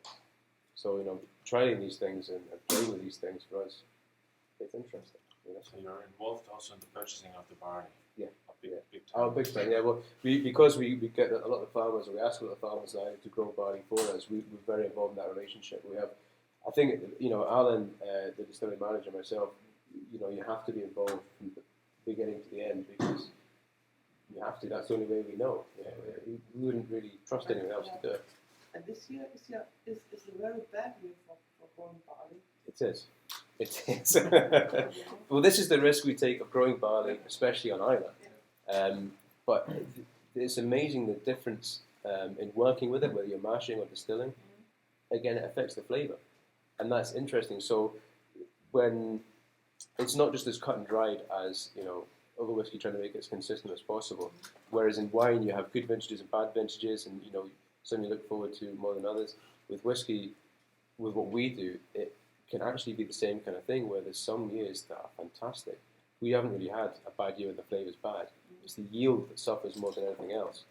But the flavour will be slightly different. And that's, again, drilling right down into these things is really interesting for us, rather than just saying, it doesn't matter, barley can come from anywhere, it's all the same stuff.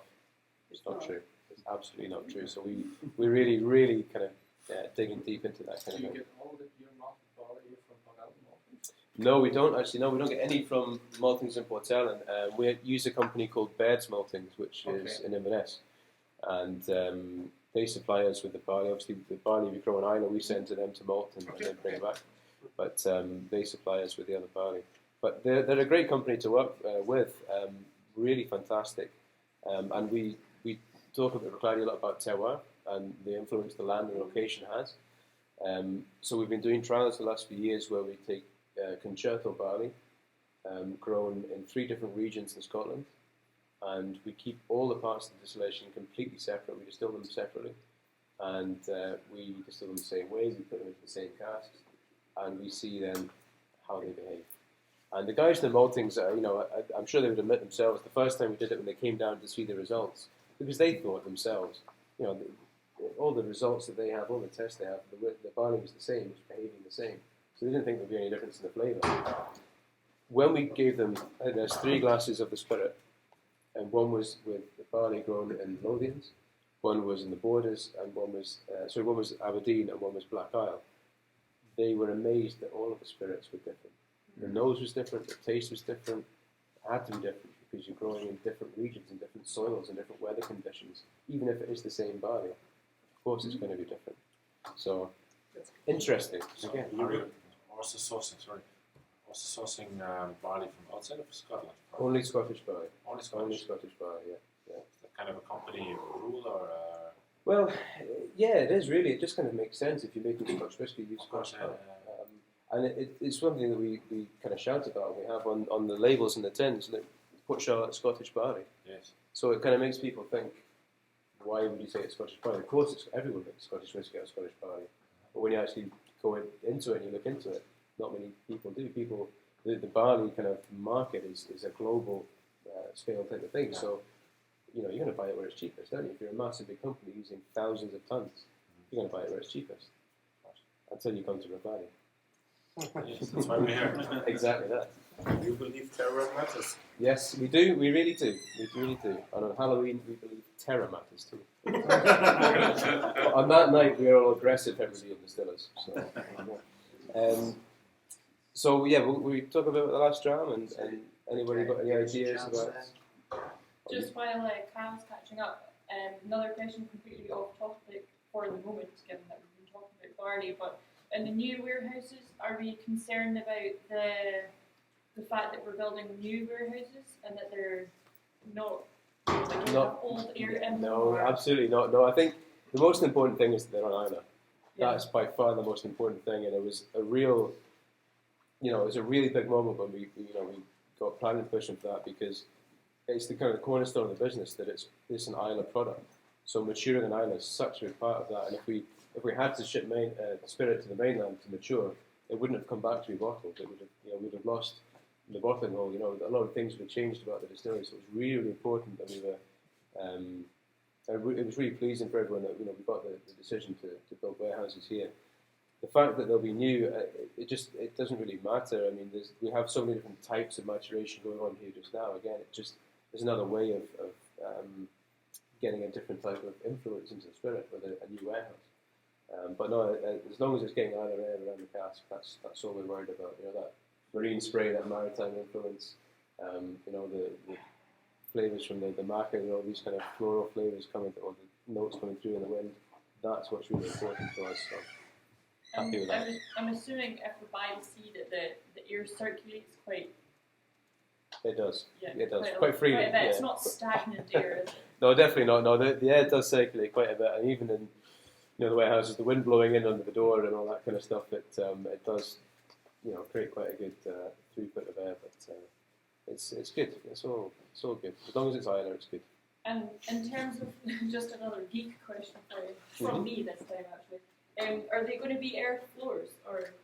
No, they'll be concrete floors. We're going to build racking warehouses. Yeah. So we'll be able to store the casks quite high, which basically it's just an efficient way of storing. Yeah. With dunnage, you can only build the cask 3 high, so you lose a lot of space. So we're going to obviously maximise it. With racking, it's very efficient because you can access all of the casks. Every cask is accessible to you. So for sampling, for checking the casks, that's really important. Rather than having dunnage where you maybe cask in the bottom row, you can't really access until you take all the casks in the 2 rows off, which is quite a lot of work, quite a lot of time. Temperature in the rack warehouse is absolutely different. Oh, absolutely. And again, do you change it during? We don't. No, we don't. But we do use it to advantage because Jim always used to talk to us about when we were acing whiskey, when we were putting it into wine casks or doing something different with the whiskey, about cooking it. And that was just referred to putting it right at the very, very top of the warehouse. Because the heat, the roof absorbs, it's so much warmer at the top of the warehouse than it is at the bottom. And on hot days, it can be about 20 degrees different between the bottom and the top, which is, I know if you get 20 degrees, that's like a really, really hot day. So to have 20 degrees difference in the top and the bottom is a huge, huge difference. So the whiskey, obviously, like we talked about before, the way the wood responds to that heat really, really changes the whiskey. But again, to have that variation with the stuff at the top that's warm, the stuff at the bottom that's cold, and the way that matures and develops, again, it's just interesting to use that word again. So the whiskey number 1 from the zinc, it's from the bottom or from? It was in the middle, actually. It was in the middle. Yeah, warehouse 14. I think it was rack 10E or something like that. So there you go. It's funny the things you remember, isn't it? But there you go. The quadruple distilled was in warehouse 2, which is just along next to the bottling hall there. So an old dunnage style with a big black tin roof. So it gets really, really hot in there in the summer days. So again, that really gets a lot from the wood. The 1990. Are we going to talk about this? I'm just giving you half of the 1990 something. The age of this one. You crack on, Adam. Yeah, that's it. Carl, we can't wait for you any longer. Master of suspense. There you go. I would say between 15 and 18 years. This is 23-year-old whiskey. 20 euro. 23. That's 3. So 1992. So 23 years old. Fresh bourbon. We didn't really hang around with that one, did we? That was given away very quickly. But beautiful stuff. And it's amazing again that the softness and the mellowness of that whiskey because it's had more time to age. The texture was a lot thicker, a lot oilier because again you're evaporating the alcohol, you're concentrating those oils and those flavours. But it's really interesting to see again that, like we said before, the DNA of those whiskies was all the same.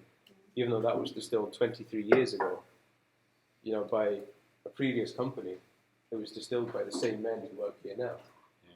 And they make whiskey now the same way as we always have done, slowly, carefully. So the spirit in that glass is the inspiration really for how we continue to distill now. Because we know the old stocks were very good. It's what we always aim for, And what's nice about Rogladi is that when you train as a marshman or a stillman, there's no book to read, there's nothing like that. You train with a guy who works there. So the skills are always handed down and passed down from one guy to the next. So when you look down and see what the guy who started working here, Neil Wattaga, 35 years ago, you see what he made and what he taught you, that's your target, that's your aim, is to do it justice and to be able to distill as well as he can. He spent the time with you to teach you something that is very, very special. So you have a responsibility to distill as well as you can to honour the guys who teach you. So that's what it's all about. I think actually there's quite a sad thing. One of our one of our team, a guy called Hoppy, recently passed away, and it'll be his funeral on Saturday. So I think, as a fitting toast to Hoppy, we should all raise a glass. Absolutely. To Hoppy. Cheers. Cheers.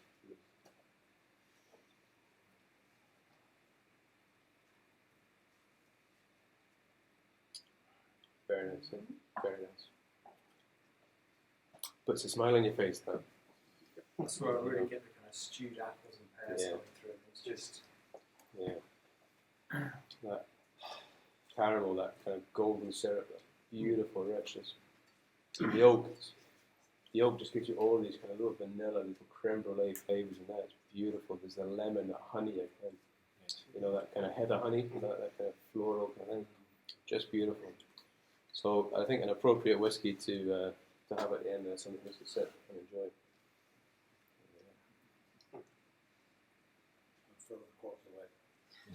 Absolutely. Absolutely. The best thing to do is we always, it's quite traditional dogs to have an open fire. Yeah. If you throw the cork in the fire, there's no way your wife can put it back in the glass. That's what it's all about. I like comparing whiskies to seasons, actually. I thought the first one was kind of, let's say, spring taste. Yeah. The second one was around August with ready fruits, and that is golden October. And it's rather cold at night, but warm on the day. It wasn't here before. We have all the seasons where, Yeah, I compare it with my German seasons, actually. Yeah. No, I know what you mean. You do get certain moods and certain feelings with whiskey, absolutely. It's a very powerful thing, the sense of taste and the smell, and when it reminds you of good times. It reminds you of lots of things. When you pick up a glass and you nose it, it takes you back to when you had a similar whiskey, or when you had a good time with friends. It's just what it's all about. So gathering around and having a chat, and it's good fun. Any recommendations for chocolate pairing for any of the drams? I'm afraid that's a bit beyond me, the chocolate pairings. Yes. But we expect you to know everything. I know, well that's the one area, you can't be good at everything, and I think chocolate's the area I need to learn it. That's probably the benefit of having so many people participating, is that they can find out. Well, that's it. It's fun to experiment. You've got to find out for yourselves. I can't tell you everything. I don't know, is anybody interested in pairing chocolate and whiskey together? Have you done that kind of thing before? Last week, no, the week before last week, you don't remember? Did you some cooking? I must have had too much X4 to remember this. We prepared some cookies with the aroma for the standard drum for every distillery. Right. It was on the website. Did you? You brought it into the shop. It didn't make it upstairs. Oh, sorry. I see. There you go. Come on, Rainer. You know what happens when you bring it down to me. Either ends down here. Okay. They were quite a lot. They were quite a lot, yeah. So we'll get the next one. I mean, food pairing is such a personal thing, isn't it? It really is. We never go into that territory. It's like, no. We're not really prescriptive in that way. It's like, you drink it as you want, pair it with what you want. Some Absolutely. like, optimal with dark chocolate. Some like it with oysters. Some like it on the, Exactly. It's such a personal thing, and people always ask things like, should you have water? Should you have ice? As long as you enjoy it, that's the most important thing. It's individual. If you put iron brew in it, then we're going to have a problem. If you put Coke in it, we're still going to have a problem. But you should really enjoy it. And if it's, like Denton says, if it's food pairings, if it's seafood, whatever it is, as long as you enjoy it, that's the thing. And personally, I think, if you have some oysters, fresh oysters, a little bit of Bacardi on there, beautiful. We did grill sausages in Germany. Grill sausages. Yeah. 15 different kinds. Yeah. From very fruity to very spicy ones, all different kinds, 5 different groups. And my friend Udo chose the right whiskies for it, and it was very, very exciting tasting, and it went very well. And so, there are different ways to enjoy. Absolutely, yeah. Oh, that's interesting. And, it's amazing how you'll find different, flavour combinations that work. Sausages and whiskey. two completely different things, but when they work together, you know, it's seafood and whiskey, you know, chocolate and whiskey. We are sponsors for a cookbook now for children over 18 years. And, the chef won this the best chef in Sweden contest 2014, and all the different dishes are with different kinds of I think I have an idea actually, so we'll talk with one of you guys and bring it home and inspirational. Yeah. So this is all about. It's amazing how many ideas you get when you've had a few drams, isn't it? It's amazing that. Yeah. But it's good fun. It's good fun. I think one of the things that I find interesting is, we like playing with whiskey, and we don't say how you should drink it particularly, but we love the way that people engage with it and the things that people find that go with it, whether it's blue cheese or a whiskey or a chocolate or whatever else it is. But it's for us. It's just interesting how people engage with it, because we sit here and we drink it the way we drink it, and everyone drinks it differently their own way. And it's about that whole experience of how are you drinking it? What are you doing? And what makes it personal to you? I particularly think the glasses are good. Yeah, like a trough. A straw. As big a glass as possible. Just throw the cork in the fire, get the straw in it. That's it. There you go. But Saves the I like washing up as something well. to stick my whole face into, like the tumblers I really like. So Whatever it is, you have to come to Isla. It's right. Experience it's properly. mandatory. And you have to see how everything is made, and what kind of efforts are made, and how traditional the whiskies are made, and how much passion you put into it. Really, because we're here several times so far, and that's why we're coming back also, and that's why we're buying the products, and that's why we're always interested in the new products who are coming out, and the hospitality we're getting here. It's just amazing, and you have the passion and for the product, and you're so creative, and that's unbelievable, and we love it. Good. Thank you very much. Cheers. That's very kind of you to say. That's lovely words to say, but I think all of us here, I think we enjoy what we do. It's not just a job, it's more than a job. It's a way of life. That's the reason Isla's here. The reason Elix's here on Earth is to make whiskey. So that's we're not much good at anything else, but we could definitely make whiskey. But it's good, that it's good that people come from around the world just to come and see what it is we do. It's a huge compliment, and it's inspiration for us to keep going as well. So works both ways. So cheers again.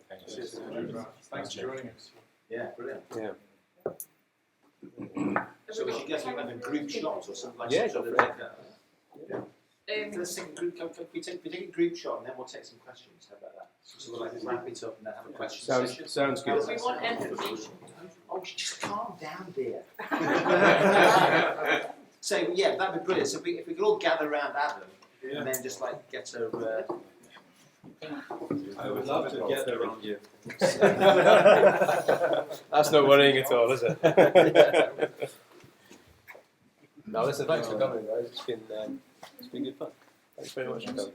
Just cuddle up a little bit, just a little bit too far. You need to sort of go in a little bit. That's great. That's working really well from my point of view. Say hello and cheers. Let's see those glasses. Let's see those glasses. Brilliant. Hang on. Wait. You get my hand transfer. We have a professional photographer with us, so and he can send you some photos if you want. Oh, really? Yeah. And then we do a nice group photo. Not drinking whiskey, I hope. Come on. Unlike One more photo. professional Just 2 drinking. seconds. Heaven forbid. Okay. Watch the birdie. Is it easier with your kids, June? Very good. Is it good? Yeah, All right. quite a lot of light, and I like right. the angels share themselves. Okay. Yeah. So we went. She just checked my Facebook. All right. Go, everybody. Yeah. Sorry.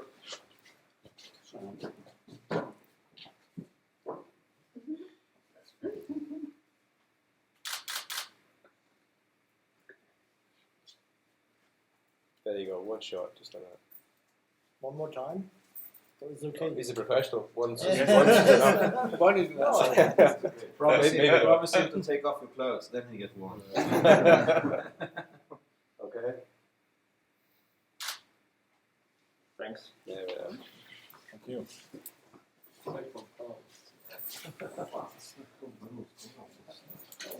As easy as that. That, That's right. I need to come on computer back. Because now, people can buy this stuff. all right, yeah. So should we wrap it up at that? Yeah. Well, sit down for a minute. I'll go and get the thing and put them online and stuff like that, and then we can let people know they're available and whatever else. Quick. Someone's Got questions and answers? Go for it. Let's have some questions in the meantime. That's always fun. So in terms of, I know that everybody's thinking that it's just because Remy took us over, but in terms of the product range being streamlined ever so slightly or kind of whittled down a little bit, are we going to see a little bit more of that opening up again? Yeah, we will do. I think there's always room for innovation and all that that we do, but I think the way we kind of streamlined the range a little bit was coinciding with the Remy takeover. It was always something that we were working towards right since day one, because we released so many whiskies because we didn't have enough of a single product to do it consistently. But as the stocks we were making were laying down and were aging, we started to be able to create products with a bit of coherence. Because quite often we'd hear stories of people who really enjoyed a product and then we didn't have it anymore because we moved on to the next one because we didn't have enough stock. So that was very confusing. It was quite annoying for a lot of people. So we always wanted to create something that is a bit more consistent. You know, it's not here today and gone tomorrow. It's something that people can continue to enjoy. But in amongst that, I think the range we have is quite interesting. It's quite exciting. There's a lot of different things going on. A lot of exploration. Absolutely. And what's good about it is that, you know, the farms will change in the Isle of Barleys. You know, and we know where all that whiskey came from, where all that barley came from. The Black Heart, again, once that's gone, we move on to something else. You know, there's so many stocks in there that we've got that are interesting and exciting and are aging and becoming ready for bottling. So there will be more things in the future, of course there will, but I think it has to fit within some kind of framework. It can't just be a scattergun all over the place, you know. So I think, yeah, we've always got room for more, but. Great, good to know. Also, completely off topic again, but which bodega do you get your sherry casks from? And what's the average age of the sherry that was aged in those casks? That's a hell of a question. We get it from a few different places. There's one in particular that we use quite well. I'd rather not say the name, but the last batch of Pedro Jimenez casks we got in earlier this year, the casks were they had held that Pedro Jimenez for 30 years. So really, really well seasoned casks. Beautiful casks. The Oloroso, the Fino comes from there as well, from the same bodega. But yeah, I'd rather not say where that is just now, in case anyone else wants to go and steal cash from him. Yeah.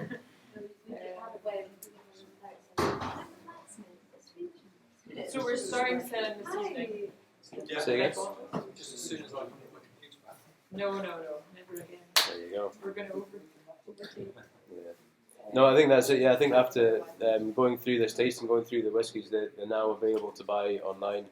As soon as Linton gets his computer back and manages to press the button. That's it.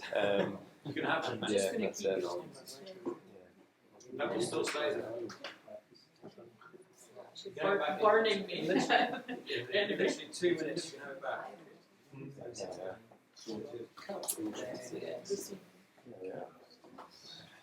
Could you just And would you know from all the years you're working here, would you say, okay, that corner there's this and this cask, that there's a really, really lovely one, where you just had 10 years ago, you knew exactly, oh, that's special, I have to keep that for something. Yeah, there are some like that you come across. Yeah. Is it all computerized where you're saying, okay, does you make a mark on it and a sheet, or you kind of either keep it in a wee book, pen and paper, because you're wandering around the warehouse, you haven't got a computer with you. So we'll either use chalk and write a little thing on the casks, or take a little note of it and keep that thing. But it's good. We do in the corner of there. We do these fermentation bottling, so casks that we find are really good. Like the ones in the warehouse tasting. Some that's really good. But That was it's a little bit special, We'll keep them aside. We'll have them as a one-off. So there was one, as I say, a good friend, a colleague, Hoppy, who's no longer with us. When he passed away, we decided that we would put him on the bench, as a little something for him and for his family. And there was a cask that that's the one we're going to do. Yeah. Because probably about a year ago, we were looking around and seeing what was there. And there was a cask that was an Aubryon matured whiskey. It had been in that cask since 2007, so it was old O'Clardy, I think 1990. We put it into Hoppy cask in 2007, and coming back to it a few years later, you think this is just stunning. This is really beautiful stuff. And a couple of times after I come back to it, and it was just getting better and just beautiful stuff. And so when we decided to do that, I knew that was the cask for Hoppy. That was the one to do for him, and to do him justice. So, very nice. Plus, we need to have a good dram at the. It has a soul also. That is the difference between bloody and the distilleries. It's not visiting a company. It's a member of kind of caring. Okay, well, that's what it's all about. Caring. I mean, it's our lifeblood. It's more than just a. If your heart to the product, you know what you get when you have a very nice product. But how to get this knowledge? Did you also did you learn that by mastermind? Or did you have, or is it a requirement also that you have to study food technology? No. There's no. I think the biggest thing is a passion. You have to have a passion for what you do. And so when I started working here, I just enjoyed what I was doing. No matter what I've done every job in the distillery pretty much. It's important, how things work. Exactly. Yeah, you have to. Everything Or don't work. work. Or don't work. Yeah. But there's a passion for what it is we do. And working in the warehouse, Jim always said to us, try things, taste things. Yes. Don't just get through the day. Have a little taste. It's okay. No, you don't get drunk. You have to go home at 10 o'clock in the morning. That's different. But he always said, experience what it is you're doing and learn. And so you develop that kind of passion. You develop that knowledge, and you start to pick up the differences between all the different types of casks and how things work. And you just the way I would describe it is the warehouses that we have got 55,000 casks. I don't know what they all taste like, but I know by looking at the casks and experiencing some of them, I know you get a feeling for them. You get a feeling of what's good, what needs work, what needs aging. You just get a feeling for what it is, and so you still have to go and experience each cask. You still have to go and do it, but you know what to expect when you go there. So, and that's just through being interested in what's happening and being involved in what's happening. And what's good is that everyone who works here, they have an involvement if they want to. So it's good fun. When you go to your office and think about the whiskies and taste them, most them, I know from that Jim always used to wear a shirt and a tie and a suit. Yeah. No one can disturb him. Yeah. I'm doing the same. Or go you out in the nature? Well, I would, but I don't know how to tie a tie. I don't know. Are you doing it in your office? No, or I is do. there a special place where In the warehouse, where the creative? In the warehouse is always good because there's an atmosphere there, and the whiskey always tastes different in the warehouse. If you open a bottle of whiskey in the warehouse and open it in your house, there'll be two different whiskies. It's the same bottle. There's a different atmosphere that makes you feel different. So we draw samples. We're trying to do it a bit analytically so that we're doing it in a sample room. But generally, if you know yourself, if you wear a shirt and tie, you feel more important. You feel different. So not that I wear a shirt and tie to do it, but you do start to feel different. You do start to present yourself differently and think in a different mindset when you're doing that, because you have a responsibility to the spirit and to the men and to the women who work here to make the best you can to really do this thoroughly. So you're more serious about it, a lot more serious. and you're more focused. And I think, as I said before, you go back to it again and you go back to it again. You never just take the first answer. You always keep looking, always keep trying, and that way you know you've ended up. You can sleep well at night knowing you've done the best job you can to create the best whiskey. So,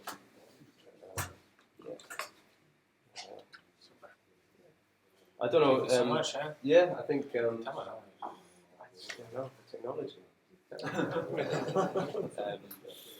I think we should. I know we're going to wrap this up, Linton. And yes, so they are all now set about and available online. So anyone who's interested, all the stuff. You don't have to go online. Sorry, unfortunately, you do have to go. If you want to sit down, have a dram, and whatever you can do. But these are literally, they're only available online, so you have to order them through the website because they're not physically here. We have shipping difficulties from Isla and various reasons. But all the stuff we've been talking about, you can buy, they're available, just not from here. Yeah. So I think with that in mind, thank you everybody for tuning in and putting up with all the technical difficulties. I hope you found it interesting. I hope you've enjoyed it, had some good drams, and thank you very much for tuning in. Yeah. And thanks to Adam for the tasting. Thank you, Adam.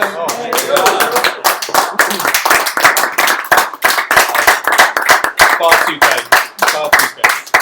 Thank you. You wait till you leave, we're going to have a real conversation then. Good, I'm looking forward to it. Looking forward to it.